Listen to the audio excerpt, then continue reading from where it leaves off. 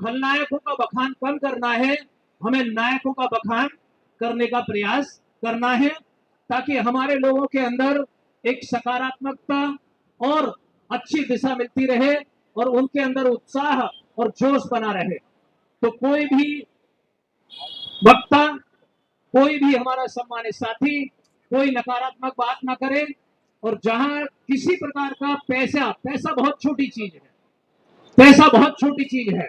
कई बार हम पैसे का जिक्र करके हम बड़े उद्देश्य से भटक जाते हैं, इसलिए कभी भी पैसे की बात मंच से ना करें।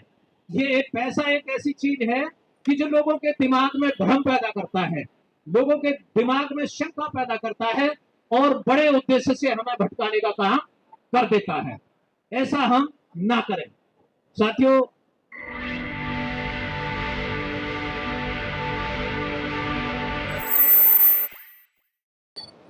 यहां मंच से बहुत सारे तपस्वी आपके सामने अपनी बात रख रहे हैं, उसे ध्यान से सुनने का कष्ट करें।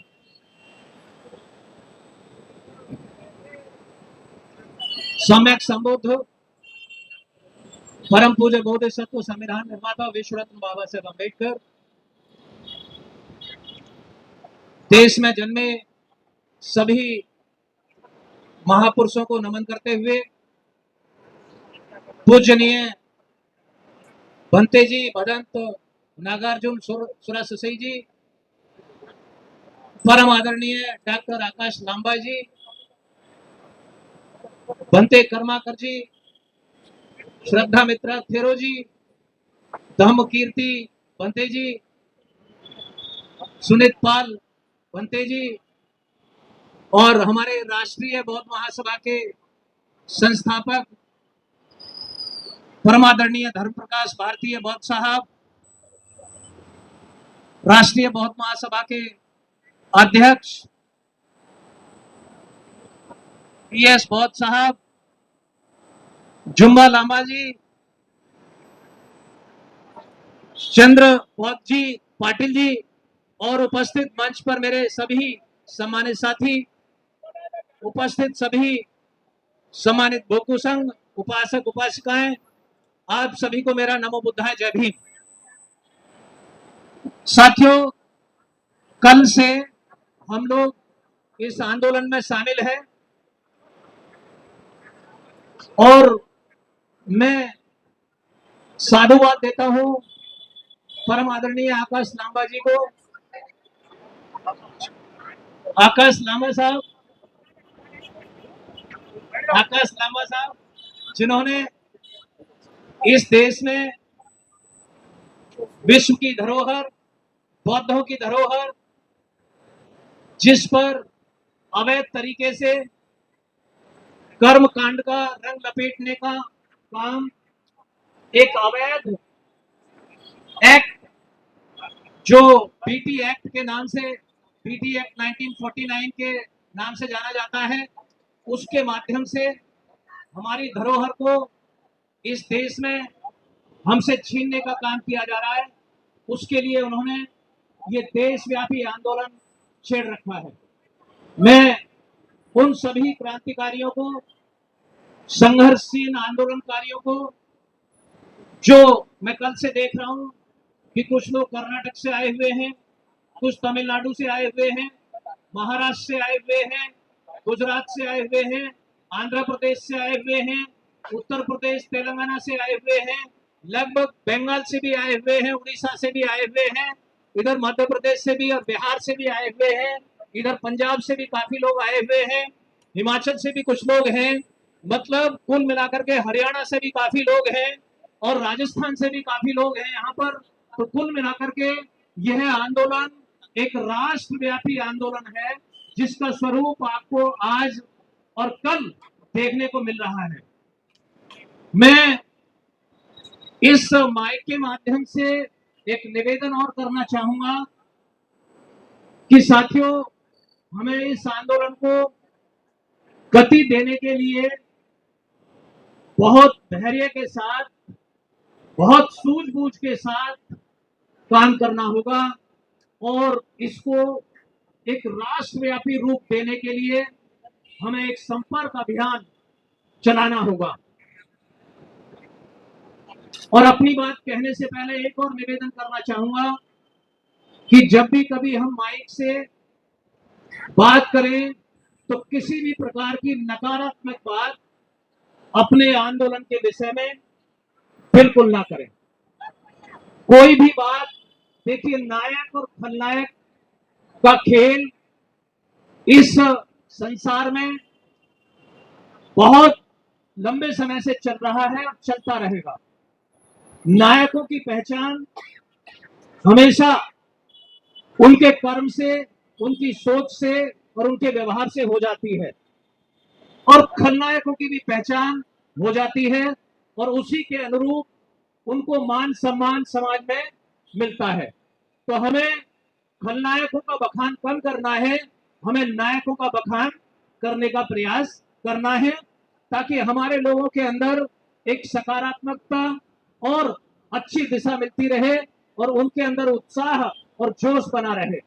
तो कोई भी वक्ता, कोई भी हमारा सम्मानित साथी कोई नकारात्मक बात ना करे, और जहां किसी प्रकार का पैसा बहुत छोटी चीज है, पैसा बहुत छोटी चीज है। कई बार हम पैसे का जिक्र करके हम बड़े उद्देश्य से भटक जाते हैं, इसलिए कभी भी पैसे की बात मंच से ना करें। ये पैसा एक ऐसी चीज है कि जो लोगों के दिमाग में भ्रम पैदा करता है, लोगों के दिमाग में शंका पैदा करता है और बड़े उद्देश्य से हमें भटकाने का काम कर देता है। ऐसा हम ना करें। साथियों, अब मैं अपनी बात पर आ जाता हूं, जो मेरी मूल बात है। सम्मानित साथियों, देखिए, हमारे देश में बहुत लंबे समय से एक संघर्ष और षड्यंत्र चल रहा है, और वो षड्यंत्र क्या है? अब हम अपने घर के अंदर बैठ करके बात कर रहे हैं, हम जंतर मंतर पर नहीं। यहां हम परिवार के लोग हैं, और इस मंच पर बहुत ही संघर्ष करने वाले लोग, बहुत गहन अनुभव लेकर के जीवन में यहां मंच पर बैठे हुए हैं। उनके कंधों पर बहुत बड़ी जिम्मेदारियां हैं। हमें यहां अपने घर में बैठ करके अपने आंदोलन की रूपरेखा तय करने की योजना बनाने का काम करना चाहिए। हमें किसी की आलोचना करने की बजाय हमें अभी एक वो रूपरेखा तय करने की रणनीति तैयार करनी चाहिए कि हमें किस प्रकार अपने इस आंदोलन को गति देनी है, कैसे इसे मजबूत करना है, और कैसे हमें, जो सरकारें हमारी बात को नजरअंदाज कर रही हैं, हमें उन्हें अपनी बात को सुनने के लिए मजबूर करना है, और इतनी बड़ी ताकत का निर्माण करना है कि सरकारें हमारी बात को मानने के लिए मजबूर हो जाएं और बीटी एक्ट को रद्द करें। साथियों, उसके लिए मेरा एक अपना मानना है कि हम लोग इस देश में कुछ भूल कर रहे हैं। देखिए, कोई भी बड़ा लक्ष्य हासिल करने के लिए एक समाज को 5 पैमाने पर तैयार करना होता है। पहला है संस्कार, दूसरा है संस्कृति, तीसरा है संगठन, चौथा है संघर्ष। जो समाज इन 4 पायदानों से होकर के गुजरेगा, उसे हर प्रकार की ताकत मिलती है, उसे सत्ता मिलती है। चाहे वो जमीन की सत्ता हो, चाहे उद्योग की सत्ता हो, चाहे अफसरशाही की सत्ता हो, चाहे धर्म की सत्ता हो, चाहे राजनीति की सत्ता हो, वो उस सत्ता को प्राप्त कर लेता है। आपको अपने विरोधियों से भी सीखने की आवश्यकता है। संस्कार हमें अपने समाज में बुद्ध, कबीर, नानक, रविदास, अंबेडकर, साहू, फूले, पेरियार, इन सब के संस्कार अगर हमें अपने समाज में डालने हैं, तो हमें अपने घरों में इनके चित्र लगाने चाहिए, और इनके चित्र लगाने के बाद और किसी भी व्यवस्था के चित्र हमारे घर में नहीं होने चाहिए। क्योंकि बच्चा जब घर में पैदा होगा तो सबसे पहले उसके मन मस्तिष्क पर अपने महापुरुषों के चित्र अंकित हो जाएंगे, और जब अपने महापुरुषों के चित्र अंकित हो जाएंगे और जैसे जैसे उसे दुनिया का बोध होता चला जाएगा, उसके अंदर एक जिज्ञासा पैदा होगी कि आखिरकार ये है कौन। उनके बारे में वो पढ़ेगा, उनके बारे में वो जानेगा, और पढ़ेगा और जानेगा तो उसे उनमें आस्था आएगी, अटूट विश्वास पैदा होगा, और जब वो बड़ा होगा तो उसे अपनी संस्कृति में आनंद आएगा, अपने गाने में, उन्हीं महापुरुषों के गाने में, उन्हीं के गीत में, उन्हीं के कविता में, उनके संगीत में, उनके भाषणों में उसे आनंद आएगा। वो कहीं दूसरी जगह भटकेगा नहीं, किसी तीर्थ यात्रा पे नहीं जाएगा, किसी कावड़ में नहीं जाएगा, कहीं भी नहीं जाएगा, वो इसमें आएगा। तो इसलिए हम सब लोगों को अपने समाज में ये संस्कार डालने चाहिए, अपनी संस्कृति विकसित करनी चाहिए, और संस्कार और संस्कृति से हमारे विचार मजबूत होते हैं, और जब हमारे विचार मजबूत हो जाएंगे तो हमारे संगठन की दिशा एक होगी, और जब संगठन की दिशा एक होगी तो हम एकजुट होकर के संघर्ष करेंगे, और जिस परिणाम को प्राप्त करना चाहते हैं वो परिणाम हम लोग प्राप्त कर पाएंगे। साथियों, अब जब ऐसा षड्यंत्र हमारे सामने चल रहा है कि इस देश में सभी संस्कृतियों को समाप्त करके इस देश में हिंदू राष्ट्र बनाने की एक योजना चल रही है, तो उसमें चाहे बुद्धिस्ट हो, चाहे कबीरपंथी हो, चाहे रविदासी हो, चाहे धन सतगुरु वाले हो, ये सब लोग उनके निशाने पर हैं।